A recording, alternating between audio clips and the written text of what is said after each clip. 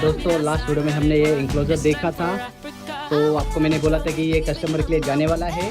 तो चलो इसको मैं फटाफट पैक कर देता हूँ, फिर इसको आपको फाइनल लुक दिखाता कि पैक होने के बाद ये इंक्लोजर कैसा दिखेगा।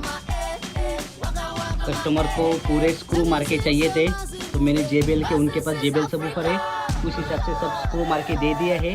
तो अभी उनको उधर जाके कोई अलग से स्क्रू मारना नहीं, प्लस मेरे तरफ से मैं एक कॉम्प्लीमेंट्री ग्रिल दे रहा हूँ। ये देखो ट्रिपल लेयर पैकिंग चालू है, बॉक्स जाने वाला है 1200-1400 किलोमीटर, इसलिए इसको ट्रिपल लेयर पैकिंग कर रहे हैं। मेहनत रहता पार्सल पैक करने में। चलो फाइनल रिजल्ट देखते हैं। दोस्तों पार्सल फाइनली पैक हो गया है। इसको मैंने 4 लेयर पैकिंग किया है।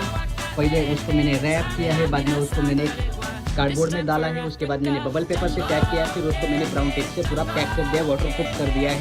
तो इसको एक खरोच भी नहीं आएगा। अगर आपको भी ऐसा पार्सल चाहिए तो मेरा नंबर नीचे डिस्क्रिप्शन में है।